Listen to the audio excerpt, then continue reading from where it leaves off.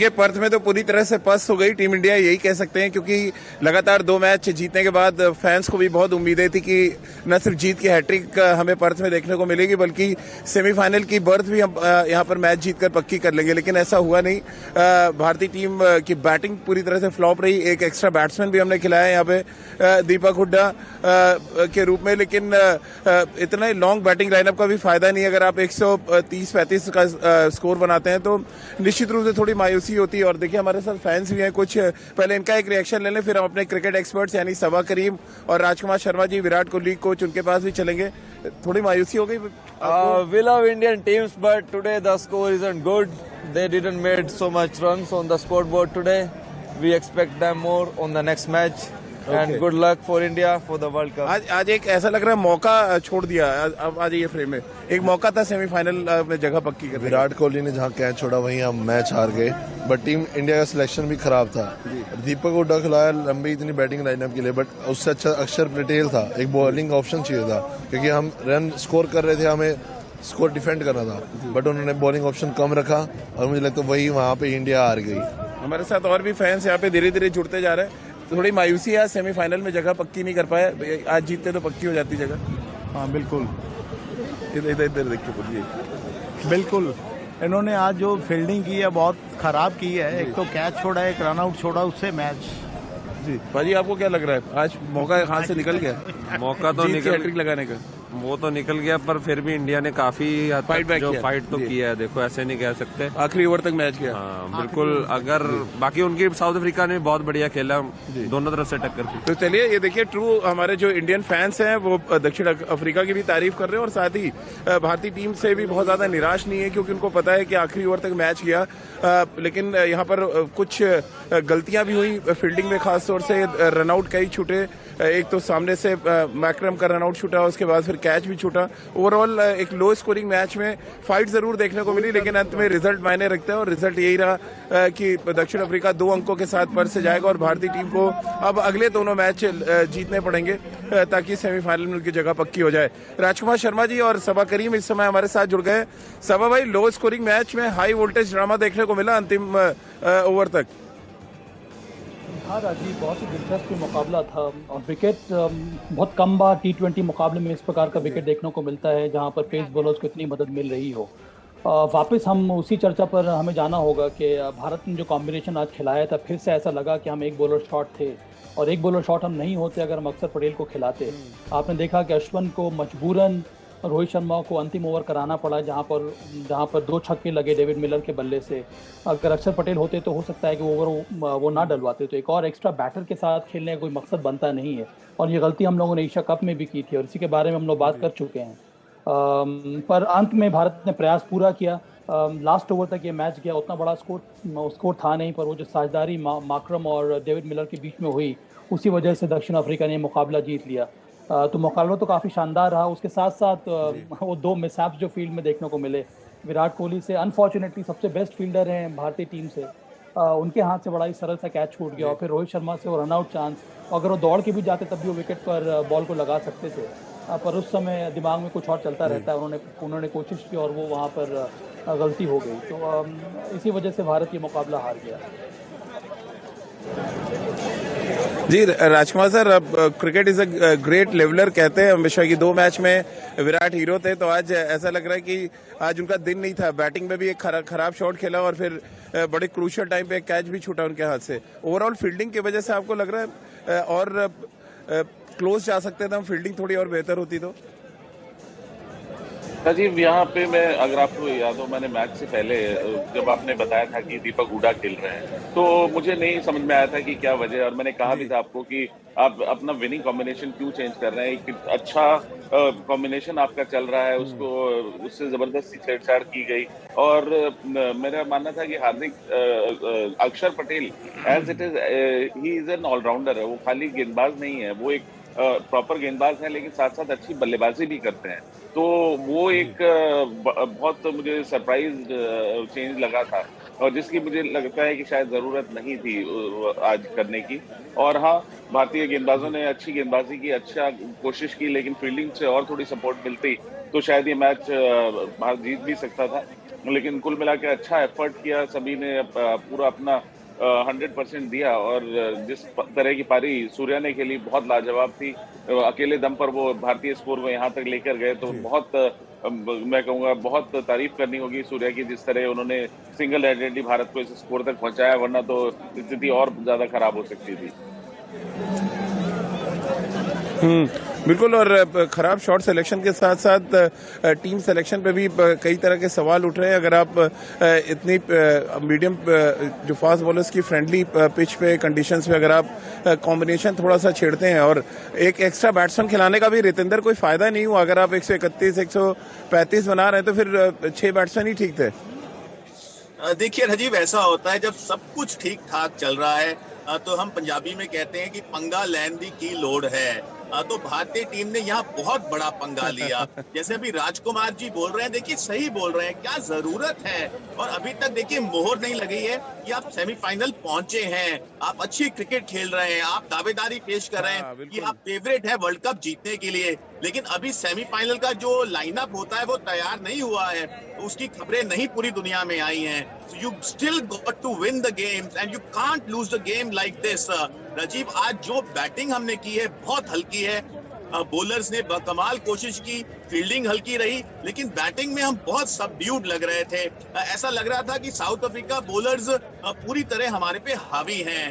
तो मुझे लगता है बहुत कुछ सोचने की जरूरत है। देखिए ऐसा नहीं है कि यहाँ सब कुछ खत्म हो गया है, लेकिन जहाँ आपके पास मौका है क्लोज करने का, सेमीफाइनल पहुंचने का, तो आपको क्लोज कर देना चाहिए। आपको चेंज करने की कोई जरूरत ही नहीं है। लेकिन जी हाँ, अब जरूर थोड़ी सी चिंता भारत को जरूर होगी और होनी भी चाहिए, क्योंकि unless you reach final semifinals you just can't be complacent at all. बिल्कुल। और सभा भाई अब डर भी हो गया थोड़ा, कहीं एक उलटफेर ना हो जाए। जिम्बाब्वे और बांग्लादेश से आपका मैच है और एक उलटफेर आपको सेमीफाइनल से भी बाहर कर सकता है। ये डर भी अब एक साथ में चलेगा आपके, यानी एडिलेड भी आप ये डर लेके जाएंगे और फिर मेलबर्न भी ये डर लेके जाएंगे, क्योंकि अब साउथ अफ्रीका टॉप पर है, न सिर्फ टॉप पर है बल्कि नेट रन रेट में वो बाकी की टीमों से भी बहुत आगे है। देखिए ये डर तो सभी टीमों के साथ लगा रहता है, पर यहाँ पर डर मुझे इस बात का है कि आने वाले 2 मैचेस अगर बारिश की वजह से ना हुए तब भारत की क्या स्थिति होगी। इसी वजह से बहुत ज़रूरी था कि इस मैच को हम क्लोज आउट कर लेते और मैच हमारे हाथ में था। एक तो हमारी बल्लेबाजी बहुत कमज़ोर रही, हमने पहले बल्लेबाजी करने का निर्णय लिया, वो अलग बात है।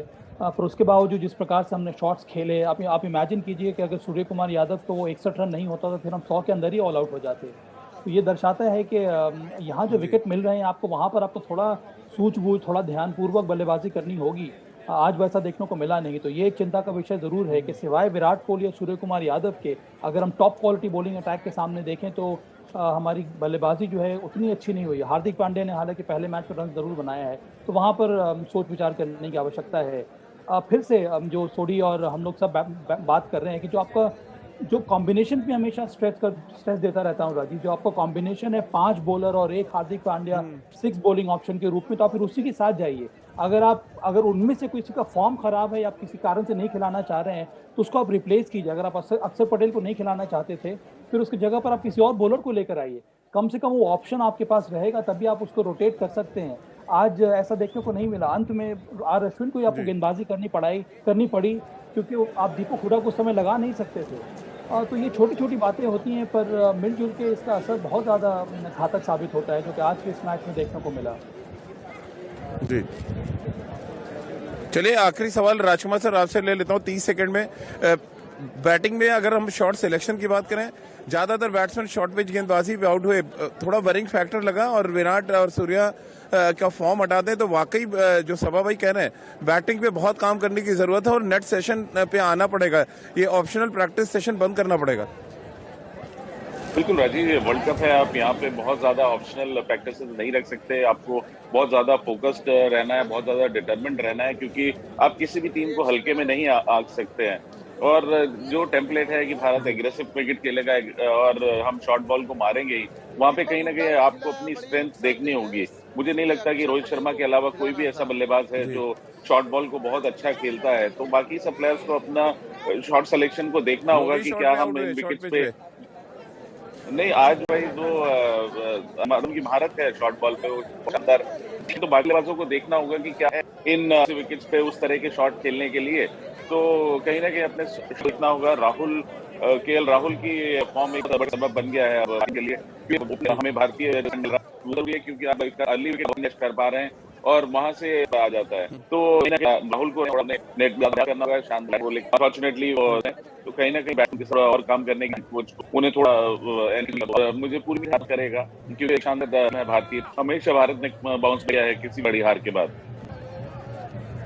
जी, डर इस बात को लेकर भी है कि एक तो मैच आपका नेट काफी नीचे आ गया इस हार के बाद। इसकी बड़ी जिम्मेदारी बल्लेबाजों के ऊपर है, क्योंकि इतना खराब शॉट सिलेक्शन होगा तो फिर आप 130-40 बना के मैच लड़ तो सकते हैं, क्लोज ले जा सकते हैं, जीत नहीं सकते। लेकिन जी हाँ राजीव, देखिए बिल्कुल आज समझ ही नहीं आया जब खेल शुरू हुआ, जब भारतीय टीम ने पहले बल्लेबाजी का निर्णय लिया। ऐसा लग रहा था हम बहुत अच्छी बल्लेबाजी करेंगे, लेकिन we were struggling to the core.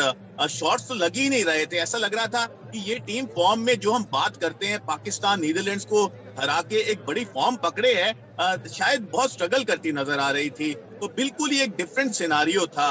तो शायद भारत ने कहीं ना कहीं कॉम्प्लेसेंसी दिखाई है, उनको लगा शायद हम ये मैच आराम से जीत जाएंगे। ऐसा नहीं हुआ है और अजीब, अब हम बहुत नाजुक स्थिति में हैं।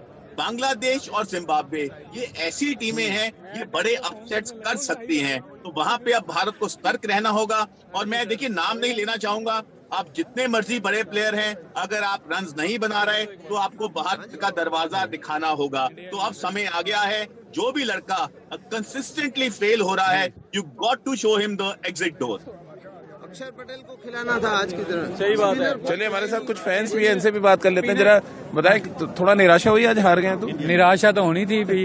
विराट कोहली ने सिंपल कैच छोड़ी है और स्पिनर अश्विन को खिलाना ही नहीं चाहिए था। वो 4 फास्टर के साथ आए हैं। बाबूजी कह रहे हैं स्पिनर को, स्पिनर का हाल नहीं देखा आपने? ऐसा है जी, ये कोच है हमारे, इनको लो आ गया। अक्षर पटेल जो है वो दीपक हुड्डा की जगह अगर अक्षर पटेल को लेते, एक एक्स्ट्रा जो है हमको एक बॉलर मिल जाता, क्योंकि अश्विन जो है कभी कभार नहीं चल रहा था। एक अक्षर पटेल जो एक ऑप्शन रहता। इसके अलावा जो है ओपनर में जो है राहुल को थोड़ा सा विराम देके किसी और को अपॉर्चुनिटी मिलना चाहिए।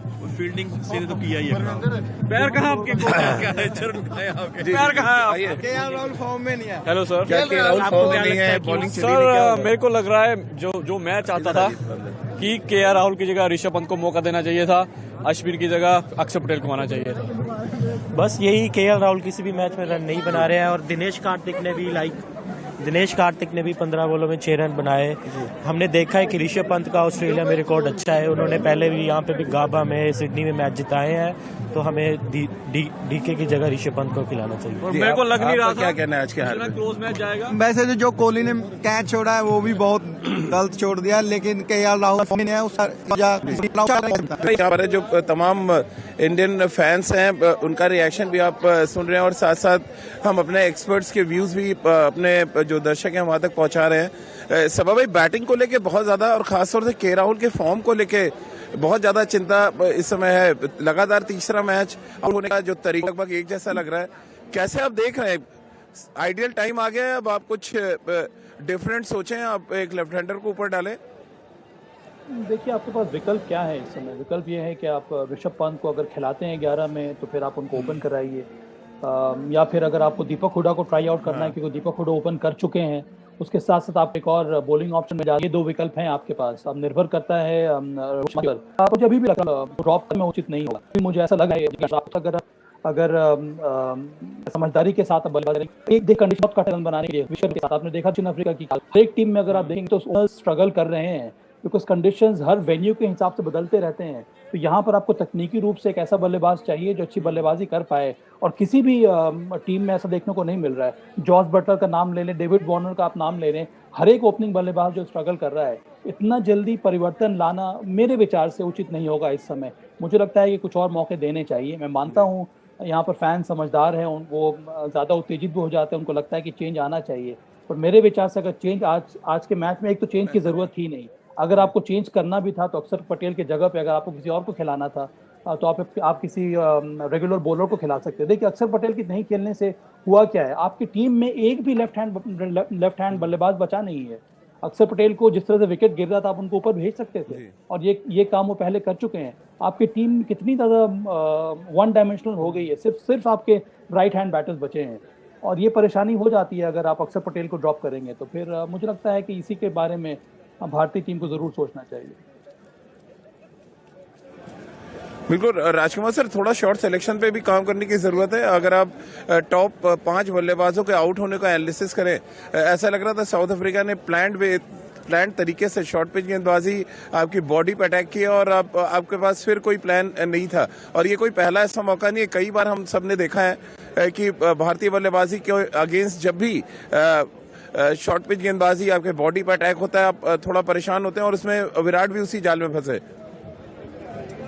देखिए राजीव, शॉर्ट पिच बॉलों पे खाली भारतीय खिलाड़ी नहीं, कोई भी बल्लेबाज परेशान होता है जब बॉल छाती की तरफ या मुंह की तरफ आ रही होती है। तो मुश्किलें तो सभी बल्लेबाजों को होती हैं, लेकिन आपको उसे कैसे काउंटर करना है, जरूरी नहीं है कि आप उसको हुक मारने ही जाएं। आप एक पर्टिकुलर बॉल को छोड़ सकते हैं, लेकिन आप इस विकेट पर, जो कि वर्ल्ड का बेस्ट बाउंसी विकेट है, आप उस पर कंट्रोल में नहीं रख पा रहे हैं, क्योंकि आप यूज टू नहीं है इन विकेट्स के। आप ने जरूर थोड़ी वहां पे 1-2 दिन में प्रैक्टिस की है, लेकिन फिर भी आप सारे टाइम खेलते रहते हैं। भारत में वही गेंद आपके चेस्ट पर आती है, और यहाँ पर वो गेंद आपके सिर के आसपास आ रही है। तो कहीं ना कहीं वो जो फ्रिक्शन है, जो बाउंस का वो फर्क है, वो इतना जल्दी आप यूज टू नहीं हो पाते हैं। और अगर आप देखें साउथ अफ्रीकन फास्ट बॉलर्स, वो सभी 140 प्लस गेंदबाजी कर रहे थे, और एक अच्छी प्लानिंग के साथ उन्होंने गेंदबाजी की। और आपको वहां जरूरत थी कि आप अपना कुछ बॉलें छोड़कर भी खेलें, तो आप वेट करेंगे तो आपको बॉलें मिलती हैं मारने की, जैसा हमने हमेशा देखा है। लेकिन भारतीय सभी बल्लेबाजों ने काउंटर अटैक करने की कोशिश की। वहां पर अपना टेम्पलेट थोड़ा सा चेंज करने की जरूरत थी कि आप तो नया बॉल सी ऑफ कर दें और उसके बाद फिर आप अटैक करें। जी, प्लान बी फिर भारत नहीं जा रहा है, वो थोड़ी सी चिंता का विषय है कि आप एक ही तरफ सोच के जा रहे हैं, नहीं हमें 200 ही रन बनाने पहले बल्लेबाजी करके। ऐसा एक टॉप क्लास टीम के सामने, जिसके पास टॉप क्लास गेंदबाज हैं, उनके सामने आप एक ऐसा वो बनाकर नहीं जा सकते कि नहीं हम तो 200 ही बनाएंगे तभी हमारी गेंदबाजी डिफेंड कर पाएगी। ऐसा नहीं है। तो आपको कई बार आप अपना टेम्पलेट चेंज करना होगा। हमारी गेंदबाजी ने दिखाया कि अब हमारी गेंदबाजी इतनी वीक नहीं है। तो कहीं ना कहीं अभी शायद सोचने की जरूरत है कोच को, और सब लोगों को बैठकर सोचना पड़ेगा कि कहाँ गलतियां हुई हैं और वो आगे से ना दोहराई जाए। जी बिल्कुल। और रितेंद्र, क्योंकि गेंदबाजी का जिक्र किया है राजकुमार सर ने, एक तो सूर्य कुमार यादव पॉजिटिव रहे, दोनों इनिंग्स बहुत ही कमाल की खेली उन्होंने, 200 के स्ट्राइक रेट उन्होंने अपना मेंटेन रखा है इस वर्ल्ड कप में। जो सबसे अच्छा पॉजिटिव था कि नई गेंद के साथ अर्शदीप और जिस तरह का मोहम्मद शमी ने आज स्पेल डाला, ये एक पॉजिटिव है जो शायद पर्थ से लेकर भारतीय टीम एडिलेड के लिए रवाना होगी। जी हाँ राजीव, आपने बिल्कुल सही कहा। अगर सब कुछ अच्छा किसी के लिए यहाँ पे चल रहा है, वो अर्शदीप और मोहम्मद शमी के लिए चल रहा है। शानदार कमाल बॉलिंग कर रहे हैं, जिस तरह बॉल को तैरा रहे हैं, जो इनकी पिचिंग है, you have to give it to them 10 on 10। लेकिन राजीव, यहाँ पे हमें थोड़ा समीकरण समझना होगा।